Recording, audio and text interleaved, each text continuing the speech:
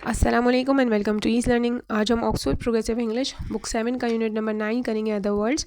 Video start करने से पहले आपसे रिक्वेस्ट है कि अगर आपने चैनल को लाइक शेयर और सब्सक्राइब नहीं किया तो काइंडली कर लीजिएगा। यहाँ पे बात हो रही है प्रेजेंट्स फ्रॉम माई आंट्स इन पाकिस्तान, ऐसे तोहफे जो उसे वसूल हुए थे अपनी खालाओं के पास से जो कि पाकिस्तान में रहती थी। अब यहाँ पे अदर वर्ल्ड्स में क्यों ये टॉपिक लिया गया है, तो यहाँ पे बोला गया है कि अदर वर्ल्ड्स इसको नहीं कहते हैं कि आप इस दुनिया से आउटर स्पेस में, इस दुनिया से आप बाहर निकल गए हो, या तो आप अपनी इमेजिनेशन में जो है तो किसी दूसरी दुनिया में चले जाओ, उसको आप अदर वर्ल्ड नहीं कह सकते। वो जो जगह होती है जहाँ पर आप मौजूद होते हो वो आपके मुल्क में भी हो सकती है कि आप मुल्क के किसी ऐसे हिस्से में चले गए अपने ही मुल्क के कि आपको बिल्कुल ऐसा लगता हो कि पता नहीं आप कौन सी जगह पे आ गए हो, या ये भी हो सकता है कि आप अपने मुल्क के अलावा किसी दूसरे मुल्क में चले गए हो, तब भी आपको ऐसी फीलिंग आती होगी। अच्छा, यहाँ पे बात हो रही है मोनेज़ा अलवी की, जिसने ये पोएम लिखी है जिसके बारे में आप अभी पढ़ने जा रहे हो। वो जब छोटी थी यानी कुछ ही महीनों की थी तब वो और उसके पेरेंट्स कहाँ गए थे, इंग्लैंड गए थे। हालांकि जब वो बड़ी हुई तब वो पाकिस्तान तो कभी गई नहीं थी, लेकिन उसे फिर भी जो है the country at my shoulder का मतलब है उसे अपने मुल्क पे क्या होता था, फ़ख्र महसूस होता था जब भी वो पाकिस्तान को याद करती थी, क्योंकि वो उसके लिए बहुत इंपॉर्टेंट होमलैंड था, उसके अपने घर जैसा था। इस पोएम में वो बताती है कि उसके गिफ्ट मिले थे, बहुत अच्छे कलरफुल गिफ्ट मिले थे जो उसकी आंट ने उससे लाहौर, खालाओं ने उसे लाहौर में भेजे थे जब वो टीन एज थी, यानी जब वो जवान थी तब भेजे थे। And what they made her feel about a country at her shoulder, और उसे देखकर ऐसा महसूस होता था, यानी अपने मुल्क में फ़ख्र महसूस होता था।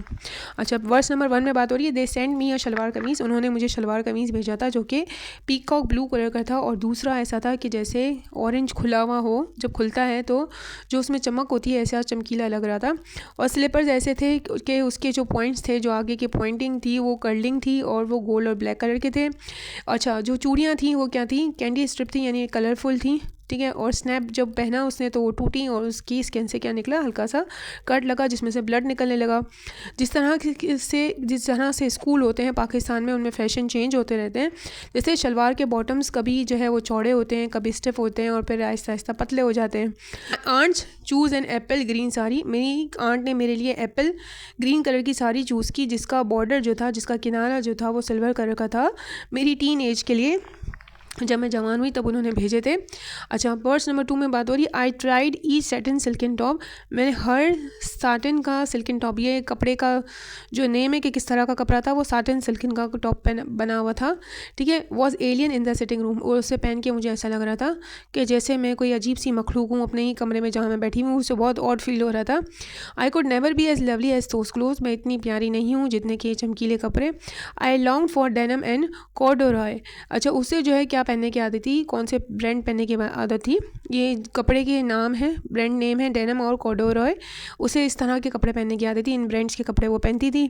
मैं जब वो कहाँ थी, इंग्लैंड में थी, तो वहाँ पे उसे ऐसे कपड़े पहनने की आदत थी, इन ब्रांड्स के कपड़े वो पहनती थी।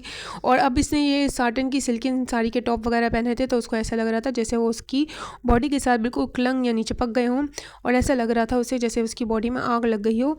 इवन वो खड़ी भी नहीं हो पा रही थी और उसे ऐसा लग रहा था कि इस आँख की वजह से, क्योंकि उसे चुभन फील हो रही थी, चुभने वाले कपड़े थे, लेकिन थी तो वो आधी इंग्लिश ही ना, क्योंकि उसे आदत तो डेनिम और कॉर्डुरॉय जिसे कपड़े पहनने की आदत थी, तो इससे इस तरह के कपड़े पसंद नहीं आ रहे थे। और वो कहती है कि अनलाइक आंट जमीला, में जहाँ आंट जमीला की तरह तो वो थी नहीं कि वो ऐसे कपड़े पहन लेती, इसका मतलब उसकी आंट ऐसे कपड़े पहनती थी, तभी तो उसने उसको ऐसे गिफ्ट भी भेजे थे।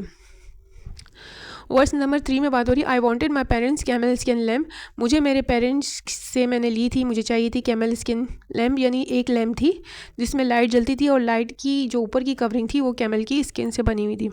Switching it on my bedroom, मैंने उसे जला के रखा था अपने बेडरूम में, और मुझे कभी कभी ऐसा लगता था कि क्या हो गया है कि कैमल की स्किन को जो है वो लैम्प के ऊपर कवर कर दिया है, ऐसा जुल्म कैमल की स्किन के साथ क्यों किया गया है। Marvel at the colours, Marvel का मीनिंग क्या है, टू फिल विद वंडर, यानी उसे हैरत होती थी कि ये किस तरह का कलर इसके ऊपर लगा दिया गया है, लाइट के ऊपर ऐसा लगता है कि किसी ने ग्लास के ऊपर धब्बा लग गया हो, ठीक है, क्योंकि वो ब्राउन कलर का होता है ना, कैमल की स्किन ब्राउन टाइप होती है। अच्छा, my mother cherish her jewellery, मेरी माँ को उनकी ज्वेलरी बहुत पसंद थी जो कि इंडियन गोल्ड से बनी हुई थी, डेंगलिंग यानी स्विंग हो रही थी, झुमके वगैरह भी होते हैं, और फिलग्री भी जो है वो ज्वेलरी टाइप ही होती है। But it was stolen from our car, लेकिन वो हमारी गाड़ी से चोरी हो गई थी।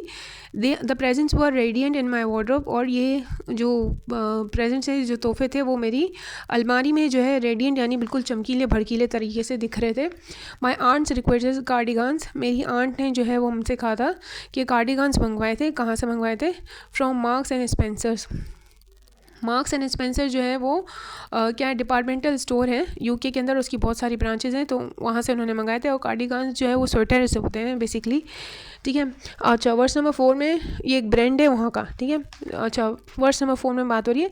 माई shalwar kameez did not impress the school friends who set on my bed asked to see my weekend clothes. अच्छा, अब इसकी दोस्त जो थी उसने उससे कहा था कि तुम वीकेंड में कैसे कपड़े पहनती हो, मुझे दिखाना। तो जब उसने दिखाए तो उसे पसंद नहीं आए, उसकी दोस्त को, फ्रेंड को जो है उसके कपड़े पसंद नहीं आए थे।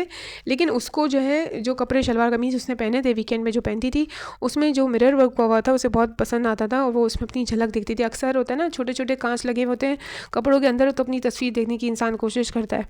लड़कियाँ यूजुअली कोशिश कर रही होती कि अपने आप को देखें, तो उसमें छोटे छोटे मिनिएचर मतलब स्मॉल हिस्सों में खुद को देख पा रही थी।